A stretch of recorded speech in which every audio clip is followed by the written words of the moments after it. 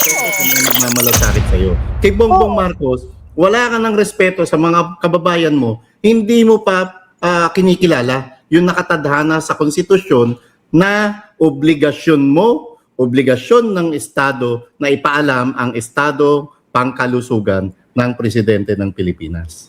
Ang sabi ni Gatchalian naman na siyang head ng Committee on Finance sa Senado ba yun at Ways and Means, we will need 400 billion to address or even more to address the needs during this crisis.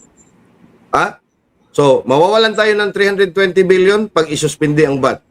Kailangan natin ng 400 billion para tugunan ang mga pangangailangan during the crisis. Saan natin kukunin yung 400 billion? Wala naman yan sa 2026 budget. Eh di ibalik nila yung mga maletang ninakaw nila. Hindi. Sa tingin ko, eto. Instead na hahanap ka ng 400 billion pala, edi i-suspend mo na yung VAT. Sa mga... Sample pa nga. Sample lang mga dyan ba yan? Sad but true! Parang Metallica ba yun? Sad but true, di ba? Tama ba? Sad but true ba yung kinakanta mo? Sad but true, yeah. So, Metallica. Yan. Magka-genre kayo. Maraming salamat sa inyo na pinapatuloy kami sa inyong branch.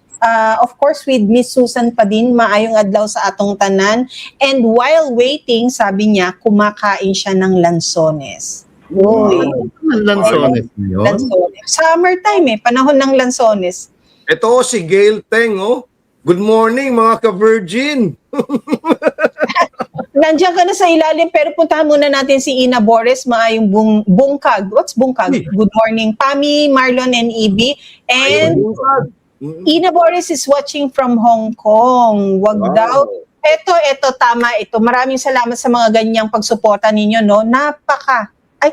Mag-like button para hindi masisira ang love life nyo. Hindi po, dun muna tayo sa like, share, and subscribe. Kasi po, ito, si Kuyang sa backstage kanina talagang naghihinagpis din dahil po, ang tindi po ng shadow ban natin. Napakatindi po.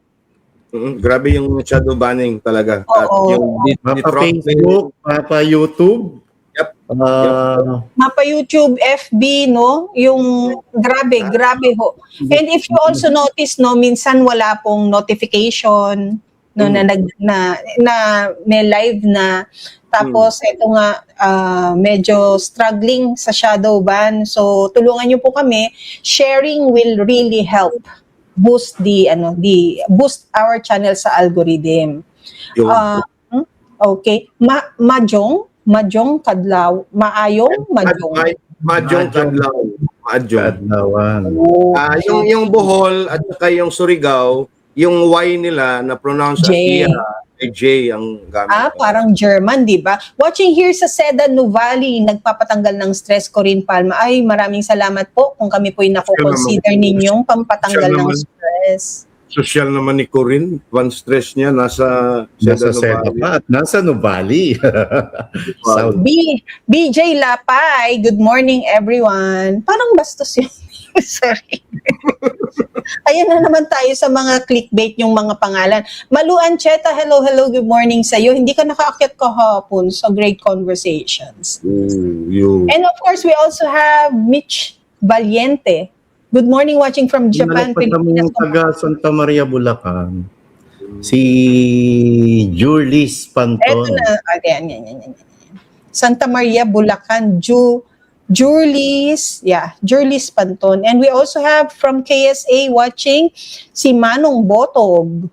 And hello to our OFW hero. Good morning sa'yo. Nananatiling very loyal. Dalawa lang ang admin natin since day one we started, no, si OFW and si Alma Mamosto. Miss Alma. Wow. Good morning. And Chona Lumontad, good morning, third floor. And of course, Marlon, no, nangungumusta si Boss Josel Alvarez dahil kanina, nangungumusta siya, kumusta ng Pilipinas, kumusta daw yung kaya pa ba ng maraming Pilipino yung pagtaas ng presyo ng langis. So sabi ko, ito ang sasakyan ko, ito ang full tank, you tell me now kung kumusta ang mga tao. So, wala rin naman silang magagawa. But then again, may mga kababayan tayo na even abroad, iniisip pa rin ang kalagayan ng ating bansa. Kasi pa may mga bansa talaga yung maayos yung public transport system nila. Hindi masyadong inda yung pagtaas ng presyo ng crudo at gasolina. Kunyari, katulad na lang sa Hong Kong, sa Singapore, kasi nakita naman natin talaga yung train transit nila, di ba? At karamihan sa mga tao ron, ang pangunahing sinasakyan nila papunta sa kanilang trabaho o sa mga gawain nila araw-araw, gumagamit ng train. So, yung mga may sariling kotse ron, madalas sa Singapore, dinidiscourage pa kasi sa sobrang taas ng tax para magkaroon ng kotse.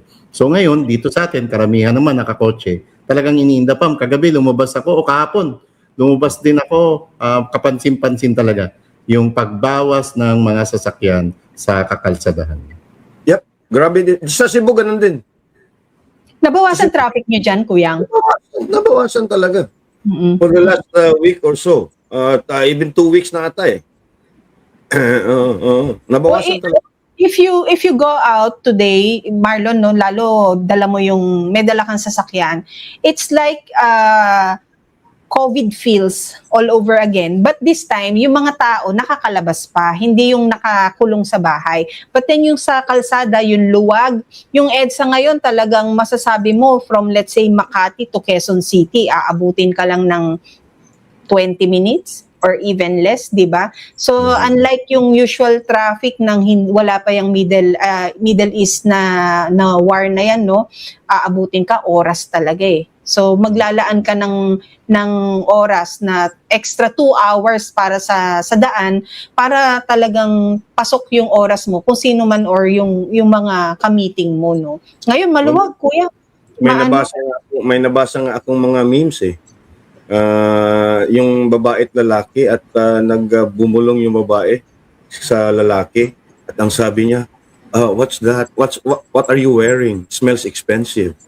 Sabi ng lalaki, diesel. Actually, kuya, ang isa sa siguro ang pinaka-splurge ngayon ng maraming tao, 'di ba? Gasolina, crudo talaga. It has now become a luxury. It has now become a luxury instead of a necessity. Kaya madaming let's say ako, 'di ba, itong kalampalampahan kong to, I decided to buy a second-hand bike. 'Di ba? Pero na-enjoy ko because na-exercise, masarap yung pawis, and then of course punta ka lang sa ganitong area Patikim nga ng pawis mo, Pam, kung gaano kasarap. It's for my own consumption, personal use. Hindi, tapos marami sa kalsada ngayon, Pam. Oy, shout out sa mga motorcycle community. Marami ngayon yung mga nakamotor. And congratulations din, nasa ikalawang araw na yung Makina Moto sa SMX MOA. Talagang dami. Kung nabawasan yung mga 4 na gulong na sasakyan sa kalsada, siya naman lalong pagdami pa ng mga riders. And yung mga kamote riders dyan, bawasan nyo na yan. And yun, hindi natin masisisi. Kasi mas malaking katipiran naman talaga kung gumagamit ng motor kaysa nakakotse. Sa e-bikes, hindi sa national highway, pero napapansin ko dito sa amin, yung mga barangay roads na hindi naman stricto yung mga sa e-bikes, dumarami. May tindahan dito na out of stock na sila. Ang daming nag-o-order ng mga e-bikes, no? Na yung mga e-bikes nila nasa ranging between 30 to 50,000. At meron silang parang layaway plan or parang installment, ganun. Kasi yung surge din ng need ng ibang tao for an alternate means of transportation. Dito rin alam mo kung saan ako, madalas na-avail yung, alam niyo yung may app, tapos yung scooter na single, tapos sasakay ka lang doon, tapos mapapagana siya ng app mo, and tapos, halimbawa, from building A to building B, halimbawa, ang bahay mo building A, ang opisina mo is building D, meron na ding area doon kung saan mo siya ipapark. That means to say, yun na yung means of transpo mo ngayon. Na-avail na siya, na dating, alam mo yun, inaalikabok kasi walang gumagamit. Although, ang malaki kong napansin din talaga sa area ko, yung kabawasan talaga ng mga jeepney. Na nakakaawa, yung mga yun ang pinagkukunan ng kanilang kabuhayan, 'di ba? Sabi ko nga sa'yo, nung nakaraang live natin, the estimates here in Cebu is about 40% of public utility drivers ay ayaw na pumasada dahil nga sa wala nang kikitain. Yun nga. Pero kasi dito sa ating bansa, Marlo, you wanted to say something. Natanong ko yung kausap ko kahapon, no. Sabi ko, kamusta yung yung casino? Nabawasan din ba? Sabi, hindi. Parang mas lalo pang dumami nagkakasino. Kasi ang karamihan sa mga kababayan natin, pagka ganyang may kagipitan, yung iba nagbabakasakali talaga sa sugal. And sabi niya, actually, hindi lang casino ang malakas ngayon. Pati nga yung pinag-usapan natin kahapon, yung mga kabataan na napupunta sa prostitution, malakas din daw ngayon kasi marami na talaga nauobliga na ibenta yung kanilang sarili para lamang dagdag kita sa kanilang pamilya. Pati online casinos, online gambling, yung mga scatter. Tama. Yun yung yung mga desperate moves na ng mga taong walang titindigan, walang extra. Pero bago ang lahat noon, si Brian Pasco. Pa-shout out naman po Brian Christopher Pasco. Hello sa iyo. Happy weekend sa iyo diyan, ha. Well, again, no, it's a weekend, and ano yung weekend news na may impact sa inyo? Itong nakaraang linggo na mga balita na nagkaroon talaga ng impact sa inyo. I want to start, no. Yung paglabas kasi nila Attorney Vic and Attorney Torion, Attorney Luna, Attorney Hinlo, nung sila ay dumulog sa Supreme Court ng pagsampa ng petition for certiorari, no, para do sa impeachment ni VP Inday Sara, questioning the grave abuse, no, and yung do sa proseso. Nasundan yan ng ilang mga grupo pa. Una sila Attorney Torion, Attorney Vic et al. Yung defense na mismo ni VP Sara, sila Attorney Powa. And then may lumabas na bagong grupo na nag-file din. It was announced sa page ni Attorney Torion din at nabasa natin yan. Maraming concern, maraming nababahala sa proseso at sa abusong ginagawa sa proseso sa pagdinig sa impeachment ni VP Inday Sara Duterte, because yung timing na lubog ang bansa at maraming bansa, hindi lang Pilipinas, dahil sa nangyayari sa Middle East, hindi natin masikmura na merong isang House of Representative o yung mga tao na nandyan na ang focus ay yung politika, yung impeachment. Tapos, ano ang mga solusyon nila para matugunan yung pangangailangan ng ating mga kababayan? Mga paper resolution na nagsasabing itigil ang pagtaas ng ganito, itigil ang ganyan, itigil ang giyera sa Middle East, na para bang yung papel mo o yung pirma mo o yung boses mo lang ang makakapagpahinto dyan.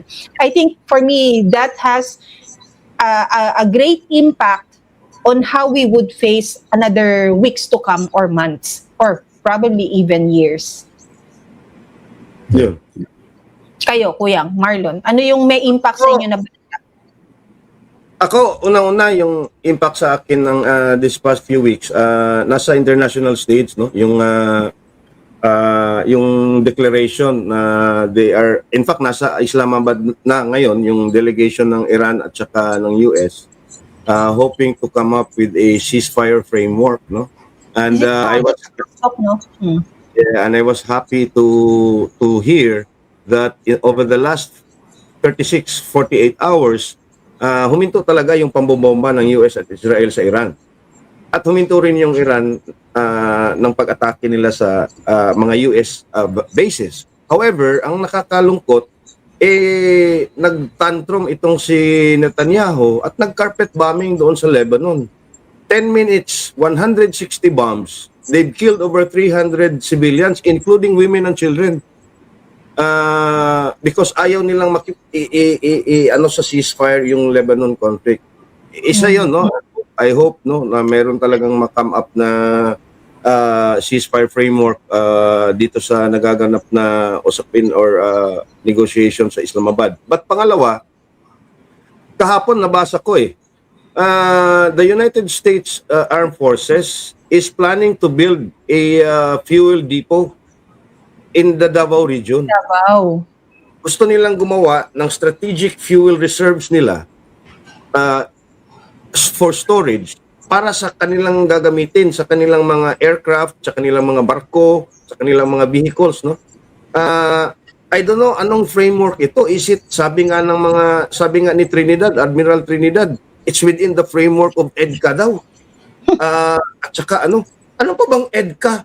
It's where you're talking about 900 a storage facility for 900,000 barrels of fuel for the Americans. Hindi na yan EDCA.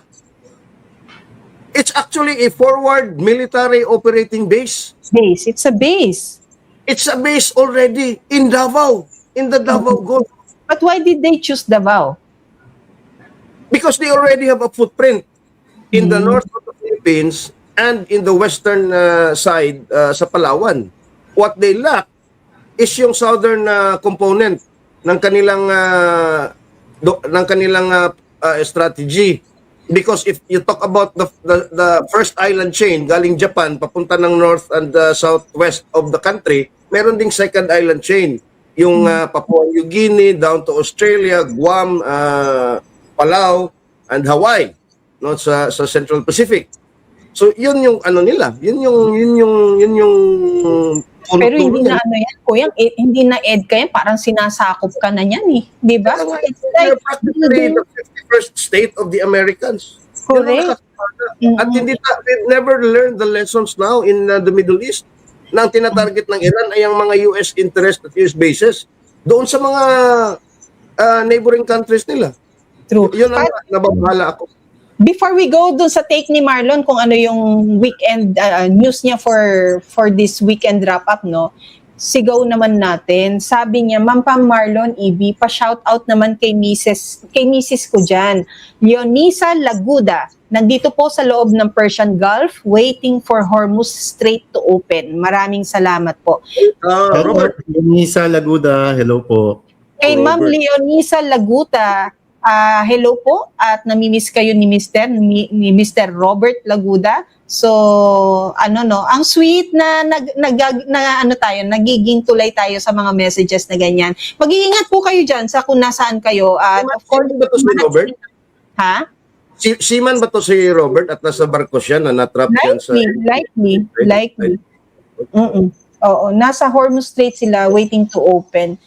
Kaya, Miss Leonisa Laguda, nanonood po si Mister at sana ikaw ay isa na rin naming subscriber dito sa Third Floor Studio. Yes, Marlon, your take. Sa nakalipas na 6 days o 5 days, no, mainit na pinag-usapan yung di umano'y tunay na sakit ni Bongbong Marcos. Kung talaga bang na-confine siya, kung talaga bang may stage 4 cancer siya. At hanggang kagabi, maraming na-trap dun sa lumabas na video na kinukumpirma ng babaeng palengkera na nasa Amerika na ang Bongbong Marcos, no. So ang take ko rito, maging maingat po sa pagpo-post o pagko-comment. Pero kung pinag-uusapan lang naman yan at walang halong mali siya, normal lang at natural lang sa mga kababayan natin na pag-usapan yan. Higit lalo, wala talaga tayong naririnig na malinaw na pahayag sa Palasyo ng Malacanang kung ano ba talaga ang status, ang health status ng Bongbong Marcos. Pero sa tingin nyo, tama bang pag-usapan? Upam, normal yun. Normal sa mga, tayo nga may kapitbahay lang tayo na nagkasakit. Hindi ito simpleng ordinaryong chismis. Lalo pa to, presidente ng Pilipinas. Ang problema lang, wala talagang gobyerno na sila mismo yung nagiging ehemplo. At nasa batas yan na dapat anuman ang sakit ng presidente ng Pilipinas bilang commander-in-chief, bilang chief executive, dapat ipaalam sa publiko. Ang problema, tinatago nila at walang iniwan to sa usapin kung gumagamit ba ng ipinagbabawal na gamot o hindi ang Bongbong Marcos. May nagsasabi, trap daw ito para matrap yung ilang mga DDS. We'll see. Kaya nga ang panawagan natin, maging maingat po. Kung tatalakayin ito, pili tayo ng mga salitang gagamitin natin. Kung tatalakayin ito, yun. Huwag natin bigyan dahilan yung kampo ng administrasyon para naman makasuhan tayong mga hayagang nagre-criticize sa gobyerno. Yun. Ako, hindi naman ito question kung tama o mali. That's already irrelevant. Nasa batas yan, nasa konstitusyon. Kailangan talaga na ipaalam sa publiko ano ang totoong estado ng kalusugan ng Pangulo. Hindi naman siya hindi naman siya ordinaryong cabinet secretary or kung ano diyan. He is in fact the de facto ruler of this country. Whatever comes out of his mouth is policy already. So we have to be assured na in a crisis like this, we have a president who is equipped with sound mental faculties to decide. Parang hindi natin nakikita yan, no? And ako din, sang-ayon din ako sa sinabi ni Marlon, no?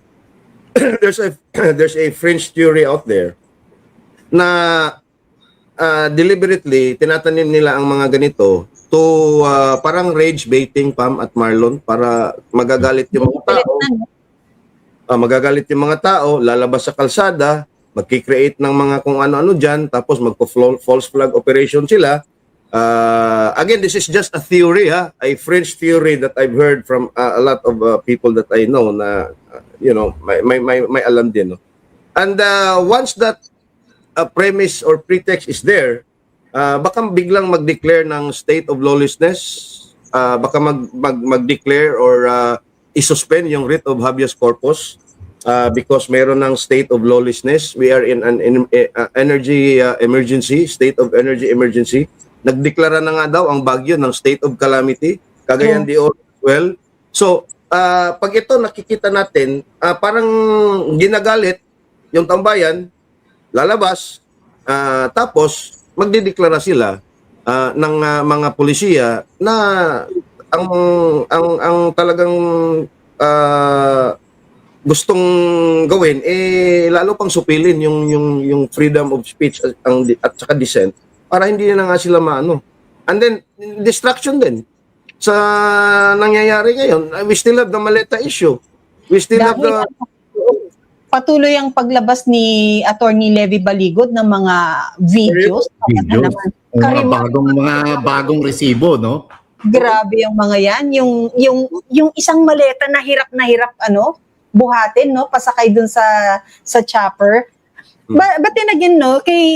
Sa sitwasyon ni Bongbong Marcos, iba kasi yung hinahanap ka dahil yung tao gusto ikaw yung masandalan. Diba? Sa sitwasyon niya na hinahanap siya kasi kung hindi ka namin masasandalan, pwede bang mag-upo ka pansamantala na gusto naming sandalan? And that happens to be VP Sara because even the law says na ang talagang second in command is the Vice President kung inutil ang presidente mo. Pero yung sinasadya mong wala ka, pero pinifeed mo sa tao na may ganito, may ganyan, hanggang people will now speculate, tapos ikaw yung aaray, tapos ikaw yung sasabihin na tama na, sobra-sobra na daw yung mga fake news and all, di ba? Yan ang sinasabi nung may hawak ng mikropono sa palasyo. Naging biktima sila ngayon. Pero hindi naman sila yung mga transparent na nagsasabi talaga na kagaya nung sinabi ni Dr. Tony Leachon, maglabas ng medical bulletin para alam nating lahat ano ang sitwasyon mo. Bakit ang hirap? Bakit ang hirap? Tsaka they are threatening daw yung mga vloggers, nagpo-post ng fake news, ganyan-ganyan. But they are not suing Attorney Levito Baligod. Meaning to say, hindi pala fake news. Kasi kung ako ang administration at wala talaga akong kinalaman sa corruption na yan, ang talagang titirahin ko na fake news at ihahabla ko and I will file charges after charges yung kay Baligod at yung 18 Marines. Yun talagang ididiin ko. Bakit ngayon parang nagbibingi-bingihan at nagbubulag-bulagan ang Palacio, si Claire Castro, si Matibag, si Dave Gomez, ang tinatarget ngayon yung mga vloggers daw, naghabla na nga ng isang page no? Patungkol doon sa Hindi lang sa vloggers ha. pinasok pati nila yung comments. Hinahanap din daw nila yung mga comments na nakakapanira sa presidente ngayon. Grabe. Remember, Dito ko yung Ibi, alam mo bakit? Hinahanap si Bongbong Marcos sa gitna ng meron tayong krisis. Hinahanap ang isang presidente ng Pilipinas na hindi nagsasalita para mapahinuha yung mga kababayan natin. Oh, relax lang kayo. Merong presidente na nagtatrabaho rito. At malakas na malakas ho ako. Wala ho akong sakit. Okay. Kasi ito in our neighboring countries, in Europe, even in America and Israel, and even in lahat sa buong mundo na, halos lahat ng kanilang mga prime minister, mga presidente, mga leader nila already addressed the nation. Nag-live, nag-speech na sinasabi, assuring their constituents. Tayo ba, meron bang Bongbong Marcos na nag-live to talk to the nation? Wala. Na ito ang totoong estado ng ating sambayanan, ito ang ginagawa natin, ito. Puro lang picture-picture, mga videos, mga Recycled pa, no? record pa yung iba, naka-green screen pa yung iba. 'Di ba? So sino ba ngayon ang nag-fake news? Because this information actually also includes the deliberate and intentional withholding of information. That's also for a form of disinformation. And by all measures, ang PCO, who is supposed to be the communications department, is deliberately and intentionally withholding the right information. And then only to later on play as victim for Yes. not informing the public kung ano talaga ang sitwasyon ng presidente, ng pangulo. Di ba? Halimbawa, Napaka-stupid actually. Nakukuha mo pa magpa-victim, ikaw presidente. Samantalang ang daming biktima na ho ng kahirapan ngayon. Ngayon ang pagtuon naman ng pansin. Hindi ikaw yung presidente ka. Oo, kay Bongbong, hindi ikaw yung nalalamangan dito. Uy, ikaw ang nanlalamang sa maraming tao. Kaya wag kang diyan, wag kang balat sibuyas diyan na para bang ikaw ang biktima. Hindi. O nga, Hindi ganun. halimbawa, ito, simple example lang, real world example, kumbaga, no? To put it simply, halimbawa, yung asawa ni Marlon, tinatawagan yung nanay ni Marlon, yung biyana na, Mami, 48 hours na hindi nakauwi si Marlon, nasaan na ba yung gago na yun? Oh. Tapos, nandito sa GPS niya, nandun sa pero tinatawagan ko, naka-off yung cellphone. Nambababae na ba yun? Oh.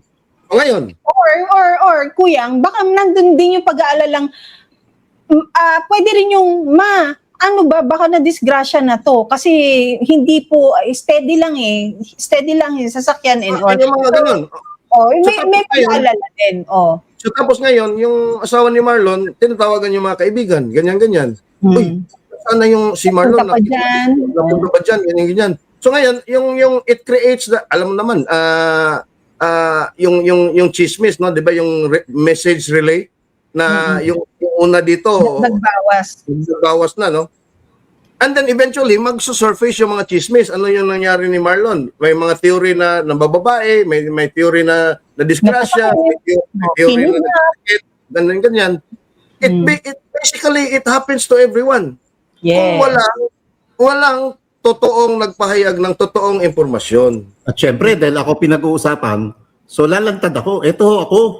Nandito lang, may kausap po, may ka-meeting para sa negosyo.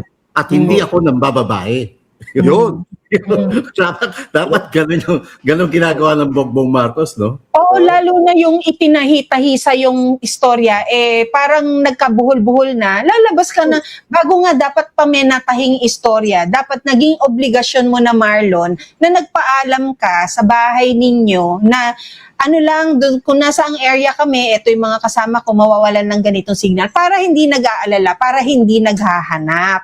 It's as simple as that. Pero bakit hindi matugunan ng presidential communications na ganun kalaki ang obligasyon ninyo sa mamamayang Pilipino? Itong sinasample mo, Kuyang Ibit sa Kapam, no? Tama, dapat, kasi yung respeto sa mga nagmamalasakit sa'yo. Kay Bongbong Marcos, wala ka ng respeto sa mga kababayan mo, hindi mo pa kinikilala yung nakatadhana sa konstitusyon na 'yung presidente ay na obligasyon mo, obligasyon ng Estado na ipaalam ang Estado pangkalusugan ng Presidente ng Pilipinas. And we have Lalo, to remind, and we have to remind everyone, every Filipino taxpayer, whether you pay income tax or not, because in all ways, we pay taxes.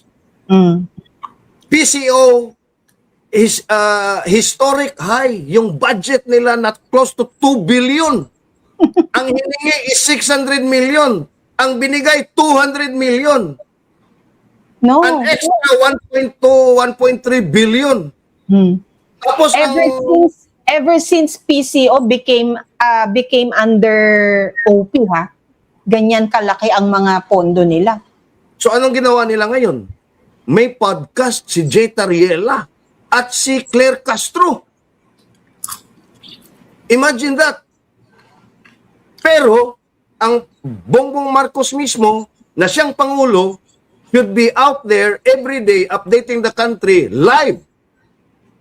Wala. Wala tayo. That's, Marlon, Pam, nandun kayo sa PCO. 2 billion. 2 billion in 2026. Paano nila yan gagastusin? At para saan? Ang 2 billion yan. Oh, Media buying. Oo, yung mga ganyan. Yung pang retainers ng mga defenders, yung mga ganyan, yung mga keyboard warriors na tinatawag nila. Ganun, para ganun yung hinihingi ng usual na. The problem with PCO now is that they've become the propaganda arm of the government. Of Yes. the whole government. Hindi na sila naging information to deliver news and make well-informed citizenry. Hindi na ganun naging propagandista ang PCO. Tignan mo, saan naman sila dinala na pagiging propaganda nila? Ngayon, kailangan nating makapagpakita. Graduation season, di ba? Ngayon natin kailangan makapagpakita sa ating mga magulang na, Nay, ito ang aking class cards. Ibig sabihin, yung pong ginastos ninyo sa amin, pinang-enroll ko. Ito po ang class cards. Tapos, Nay, ito na po ang graduation invitation.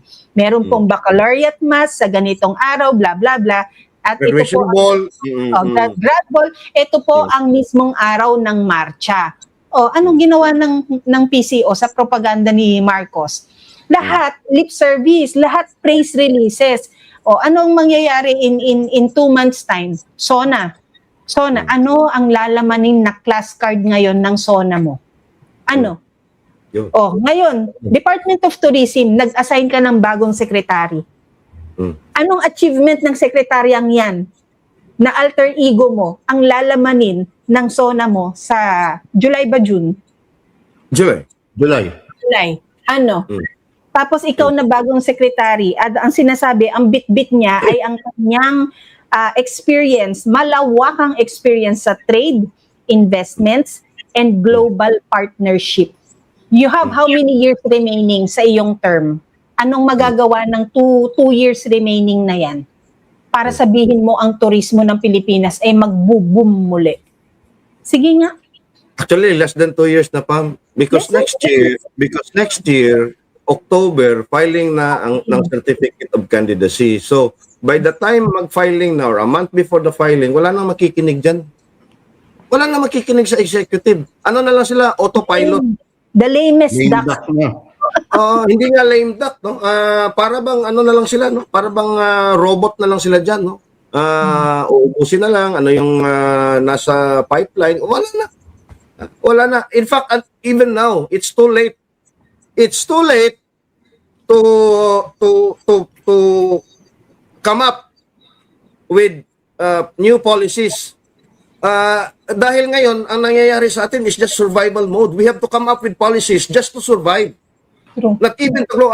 Tingnan mo yung forecast before the war, ang ating GDP growth for this year is 4.4 na lang because of what happened sa corruption.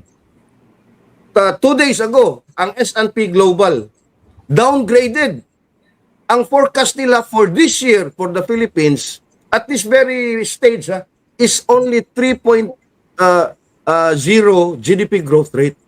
Meaning to say, yung paglago ng ekonomiya na 3% ay hindi na nakaakma doon sa inflation na nasa 4.1% na. Ang tawag dyan, stagflation. Stagnant yung ekonomiya mo, pero pataas ng pataas yung inflation mo. Pag yan ang nangyari sa atin at nangyayari na yan sa atin, Wala nang value ang pera mo.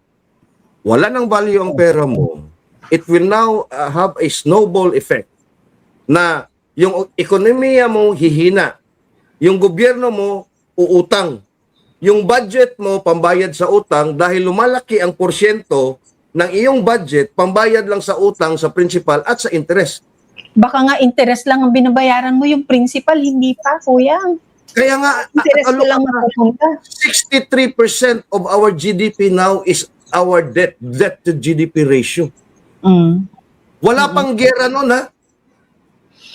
Ito kasi, Kuyang and Marlon, no, yung remaining 2 years sana, kung maganda niyang sinimulan yung day 1 niya, ito yung praise releases na dapat eh.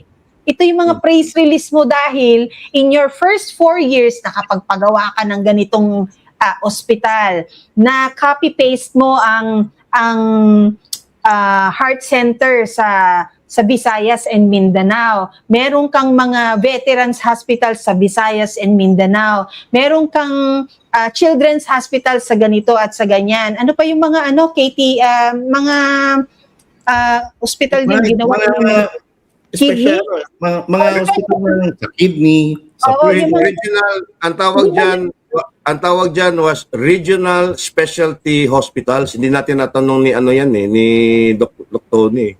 Oo, yan yung hinihingi, yan naman yung pinangako niya na para mabawasan ang congestion dito sa Manila, ia-adapt mo ngayon sa iba-ibang rehiyon, 'di ba? Like for instance, Philippine Heart Center for the Visayas, Philippine Heart Center for Mindanao. Oo.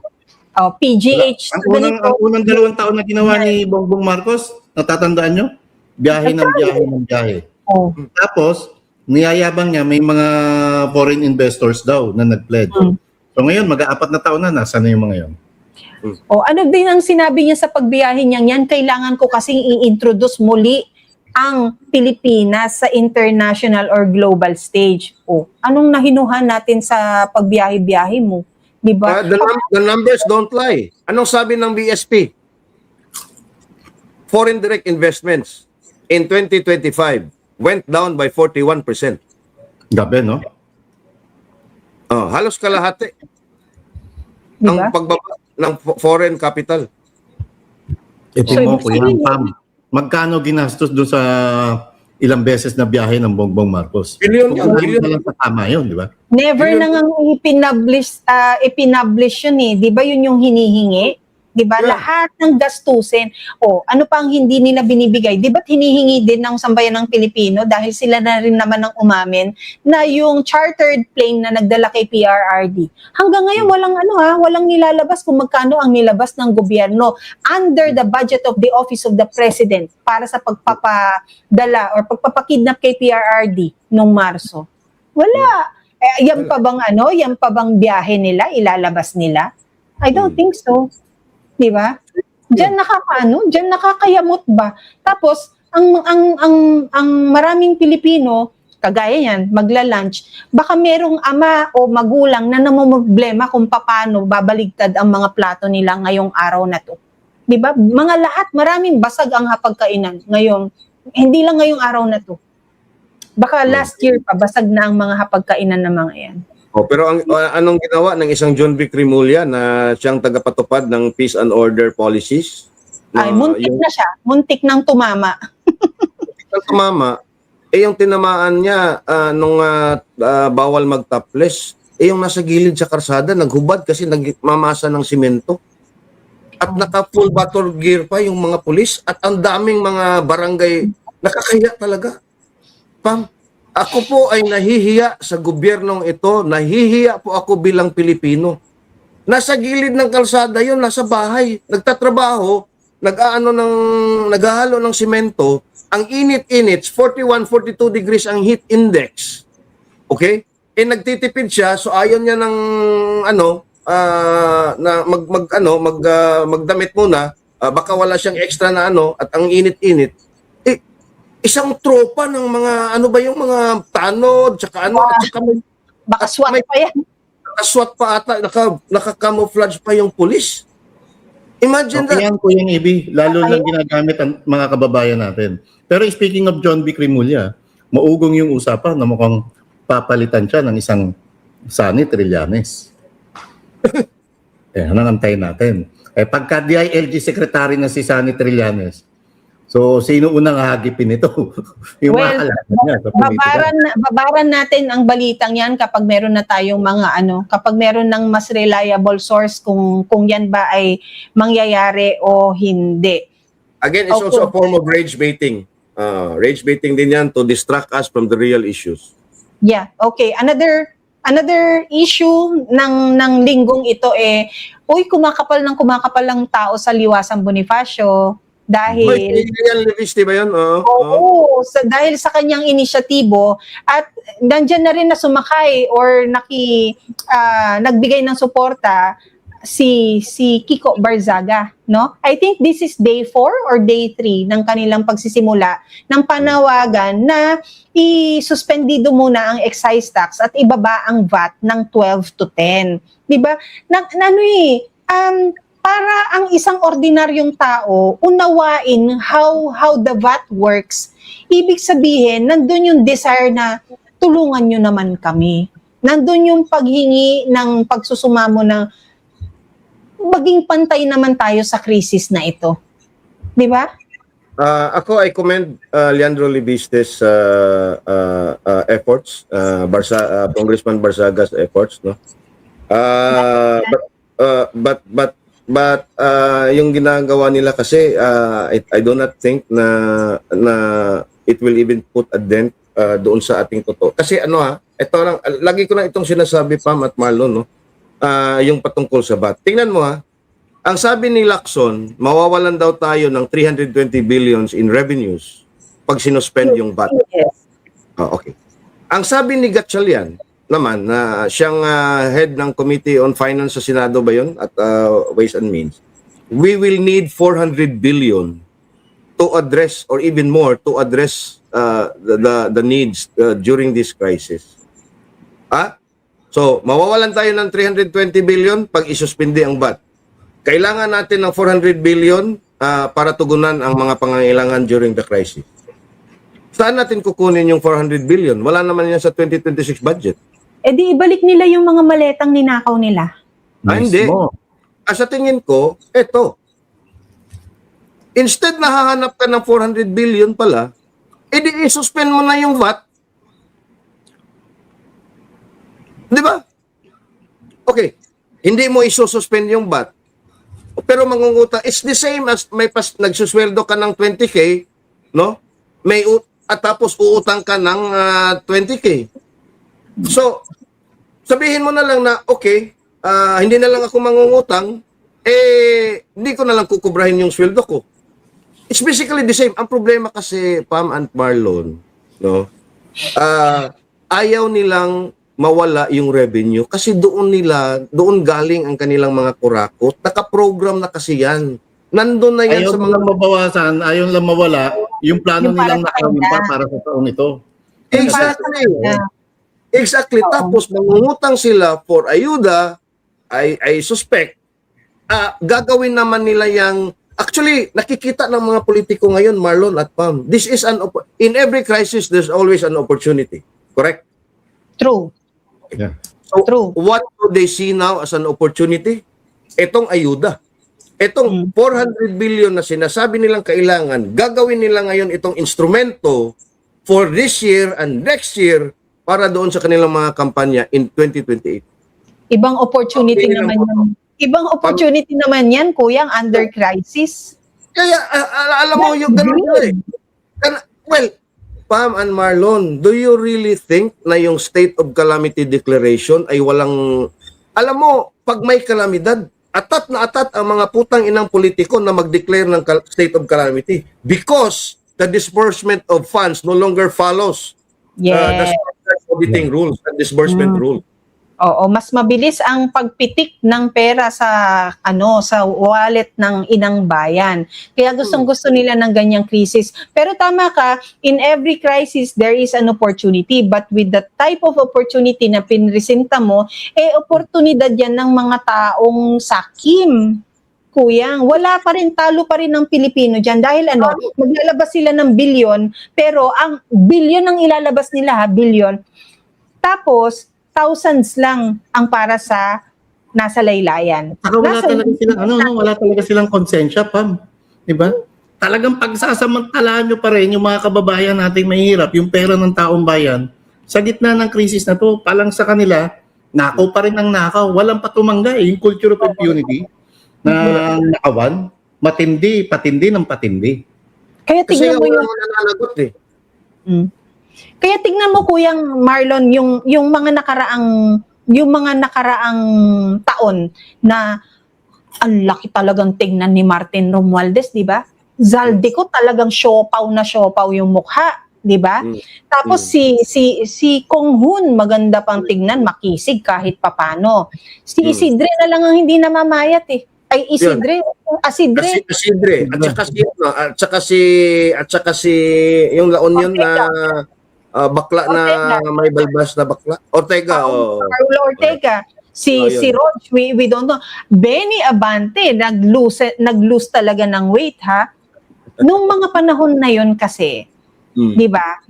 High ang delivery. So ngayon wala. Pero, going back to those years na high ang delivery, and come to this moment, hindi naman ibig sabihin na namayat ka, ubos na kung ano yung dineliver sa'yo nung mga nakaraang taon. Imposible mong maubos iyon ng ganon-ganon na lang. Diba? Imposible.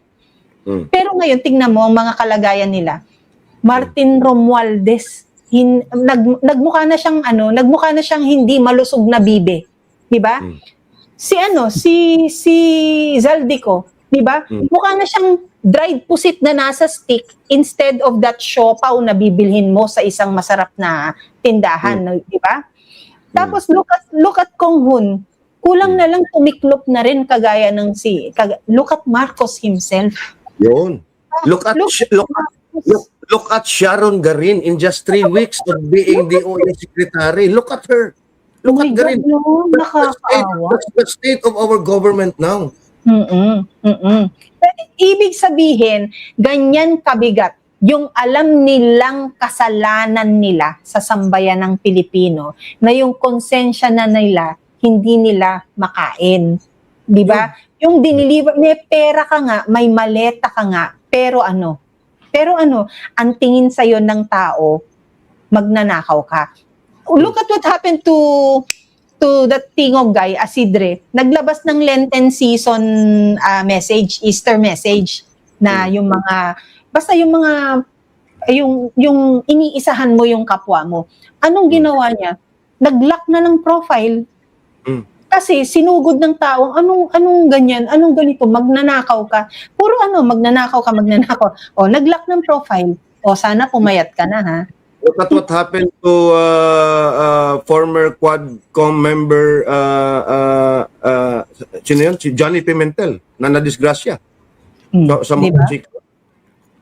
O baka yung pagmumotor niya, he wanted to do some feel-good activity for himself. But then what? What happened to him? Baka dahil nga ang utak puno ng mga iniisip, maaaring yung konsensya niya, angkas niya nung araw na yon, di ba? So what I'm trying to say, Pam, is not na hindi yan. Ang konteksto is, kung totoong maganda yung kalooban niya, bumuhos na sana yung well wishes, yung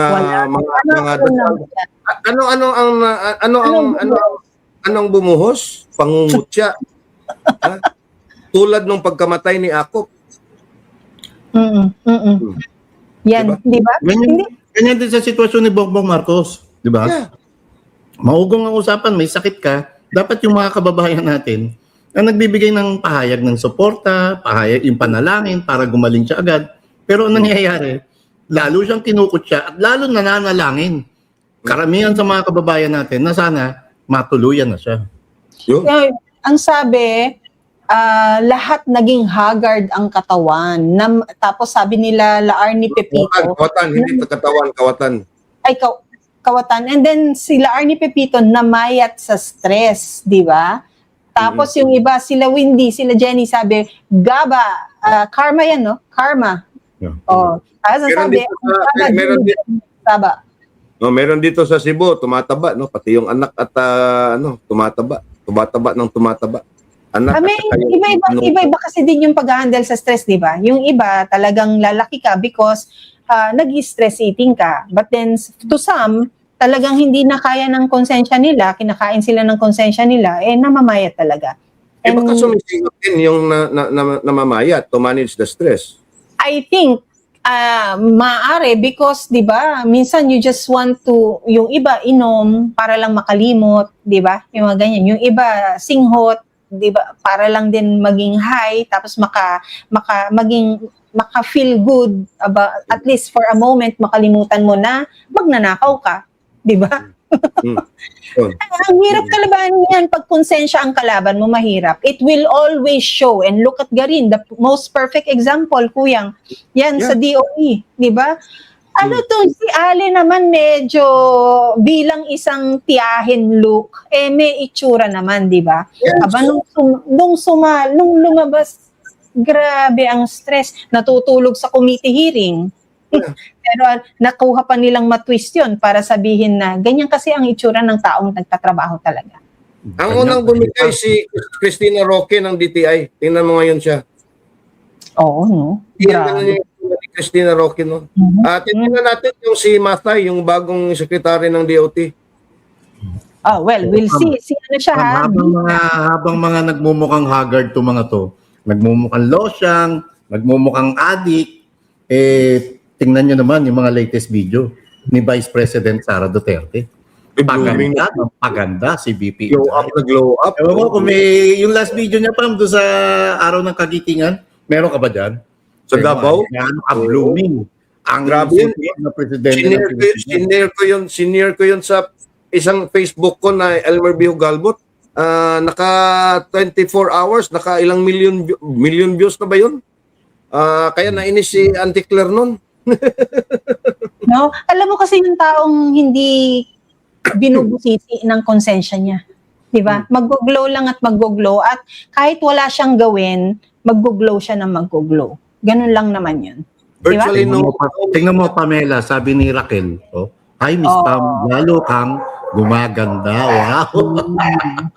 Diba? We'll see. And also, look at what happened to Dizon ng DPWH. Si Vince, no? Si Vince, di ba? Oh. Alam mong malinis ka, alam mong nasa tama ang pinaglalaban mo. Sometimes, sasakyan mo lang yung ingay or minsan papitik-pitik ka lang, pero alam mong ikaw, alam mong nasa tama ka. Look at Inday Sara. Parang laging bit-bit yung ring light, di ba? Wala naman. Ito na lang pang din, no? In fairness na lang din sa mga nandun sa Kongreso. Look at Igay Arice at Toby Chanco. Walang stress yung dalawa. Kalma lang. Diba? Kahit yung buong Kongreso as an institution, kinakalaban na nila. You look at Leandro, you look at Barsaga. Diba? But look at Soto and Lacson tandem. Diba? Parang hindi na sila magkandamayaw.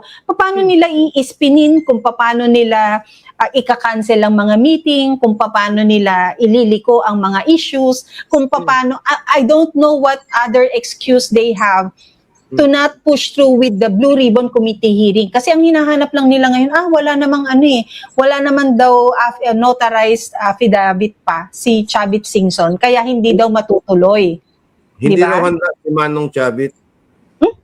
The old guy is presenting himself already as if, di ba, parang nagmamakaawa na nga eh. Baka alam nila may bagong pasabog si Manong Chavit. Hindi kasi nga, nung nag-testify, nung nag-testify kasi yan, kasi nung nag-testify, kasi nga yung nag-testify si Chavit at ito, na-post nga ito ni Guanzon din eh. Kasi yung the last na nag-testify at nag-appear si Chavit sa Senado, may natanggal na presidente. Baka yun ang hindi nila baka yun ang hindi sila handa doon. Baka yun ang pinipigilan nilang mangyari, ano? Mm-hmm. Well, that's the week for us. So, abangan natin next week, mas exciting because next week is the week for the committee hearing to proceed no sa kanilang pagsasabpina kay Attorney Poa. Nandyan din na sinabpina si Madriaga, sinabpina din si DOJ, not DOJ, Ombudsman Remulla. So we will see also no kung gaano rin kabilis na tutugunan ng Korte Suprema yung mga petition na inano sa kanila. Kailan ba yung ang Korte Suprema kasi nag-order na sa House of Representatives to comment. Answer. I don't know yung pang 10th day nila, hindi ko alam. Kailan ba yung non-extendable 10 days? Kailan kaya yun? I think magpo-proceed pa yung 14 na naka-schedule bago pa Magpo-proceed yan. Magpo-proceed talaga yan. Oo nga. I'm just answering na magpo-proceed yung 14 dun sa 10th day. Anong problema, Ibi? Ang plano nga sana nila, Pam, may hearing sa 14 sa Congress, may hearing din sa Senate para malito yung tao. Sinuspend Kung nga kanino yun sa magmo-monitor, kanino makikinig, at saan dapat tumutok. Ang problema, biglang-biglang umatras si Senator Ping Lacson na paupuin sa pagdinig ang Governor Luis Chavit Singson. Yeah, we'll see. Those are the news for this week, no? And yeah, abangan natin next week. Marami pa yan. Yeah, oral arguments will continue sa GAA, April 21. Will that still be in Baguio o dito na lang? Dito na lang dahil austerity measure din. Hindi naman yun sa Baguio naganap eh. Doon naman yun sa Padre Paura. Sa Faura ba yun? Yes. Padre Paura. Ay, Kuyang, si Astrid Hi, Astrid. Good morning sa'yo. Sabi ni Kuyang Ivy, good morning. At Astrid, hindi daw siya mag-aahit hanggat hindi humihinto ang gyera sa Middle East. Mag-meet na kayo. PM mo na yung WhatsApp mo kay Kuyang Ivy, ha? Or Kuyang Ivy, ikaw mag-WhatsApp sa kanya. Yon. So, we'll see. Any other message you have? Ako, happy weekend to everyone. Konting tulog pa para tanggal ng sakit ng ulo. And then, I will have to attend to my laundry. Laundry day for me today. Marlon, Happy message. weekend. Ako may hangover pa. Babalik sa tulog. Bawi uli ng lakas. Ayun. Kuyang. Ako, yung message ko is to keep the faith on the Filipino people. Eventually mahihimasmasan na ang taumbayan din at ito lang gagawin natin ang kaya natin gawin. Gawin natin yung ating makakaya sa ating pamilya, sa ating komunidad, no? And eventually it will translate and percolate into the wider society sa susunod na mga linggo o buwan man. So yun lang. Yes. Don't give up on your nation and the Filipino people. No? Yes. Shoutout si Sheshe, si Emma Maceda and Sugar from Cavite Province. Ayun. Shout out sa inyong lahat dyan. Babawi ho kami ng pagbati sa... Sugar. We will see you again on Monday. Sige, tapusin mo muna yan. Dapat buo ha. Hanggang bridge. Hanggang sa mag-ano na yan, mag-fade out yung kanta. Game. Wala na. Maraming salamat po. Ako po si Pam at si Inday Sara ang aking presidente. Ako si Marlon at Inday Sara Duterte ang aking presidente. Ako si Ibi Hugalbot, gikan sa Sugbo, ang pambansang sugar daddy na walang sugar baby at si Inday Sara Duterte ang aking presidente. Don't forget the LSS. Like, share, subscribe at yung DSA.